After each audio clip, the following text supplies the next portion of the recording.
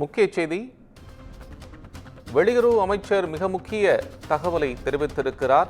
Shanghai ஒத்துழைப்பு மாநாட்டிற்கு பாகிஸ்தான் செல்ல உள்ள அவர் பாகிஸ்தானுடன் பேச்சுவார்த்தை இல்லை என்று திட்டவட்டமாக கூறியிருக்கிறார். கூடுதல் விவரங்களை தருவதற்காக செய்தியாளர் காவ்யா இணைப்பில் இருக்கிறார். காவ்யா, வெளியுறவு அமைச்சருடைய இந்த தகவல் தொடர்பான முழு விவரங்கள் என்ன?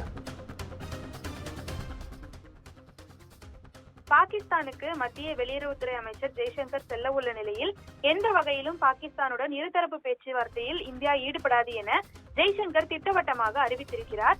ஷாங்காய் ஒத்துழைப்பு அமைப்பின் மாநாட்டில் பங்கேற்பதற்காக மத்திய வெளியுறவுத்துறை அமைச்சர் ஜெய்சங்கர் வரும் 15 மற்றும் 16ஆம் தேதிகளில் பாகிஸ்தான் செல்கிறார். அக்டோபர் 4ஆம் தேதி வெளியுறவு அமைச்சக செய்தி தொடர்பாளர் ரந்தீப் ஜெய்ஸ்வால் இதை உறுதிப்படுத்தினார். தொடர்ந்து இஸ்லாமாபாத்தில் நடைபெறும் SCO கூட்டத்தில் வெளியுறவுத்துறை அமைச்சர் இந்திய தூதுக்குழுவை வழிநடத்துவார் என்றும் அவர் தெரிவித்தார். முன்னதாக டிசம்பர் 2015 அப்போதைய வெளியுறவுத்துறை அமைச்சர் சுஷ்மா ஸ்வராஜ் ஆசியாவின் இதய மாநாட்டில் பங்கேற்பதற்காக இஸ்லாமாபாத் சென்றிருந்தது குறிப்பிடத்தக்கது. இதைத் தொடர்ந்து 10 ஆண்டுகளுக்கு பிறகு இந்திய வெளியுறவுத்துறை அமைச்சர் ஒருவர் பாகிஸ்தானுக்கு செல்வது இதுவே முதல் முறை என்பது குறிப்பிடத்தக்கது.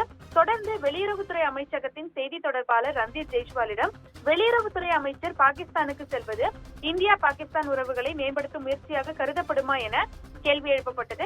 அதற்கு பதிலளித்த ஜெய்ஸ்வால் இந்த பயணம் SCO மாநாட்டுக்காக மட்டுமே தவிர அதற்கு மேல் யோசிக்க வேண்டாம் என தெரிவித்திருந்தார்.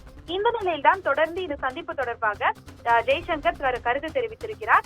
அதன்படி இந்தியா பாகிஸ்தான் இருதரப்பு பேச்சுவார்த்தைக்கு இடமில்லை எனவும் பாகிஸ்தானுடன் தனிப்பட்ட முறையில் எந்த விதத்திலும் பாகிஸ்தானுக்கு சென்று பேச்சுவார்த்தை நடத்தப் போவதில்லை எனவும் அவர் திட்டவட்டமாக தெரிவித்திருக்கிறார். தொடர்ந்து இந்த சந்திப்பு என்பது SCO மாநாடு, அதாவது ஷாங்காய் ஒத்துழைப்பு மாநாட்டிற்கானது மட்டுமே எனவும் அவர் மீண்டும் தெளிவுபடுத்தியுள்ளது குறிப்பிடத்தக்கது. அண்மை விவரங்களுக்கு நன்றி காவ்யா.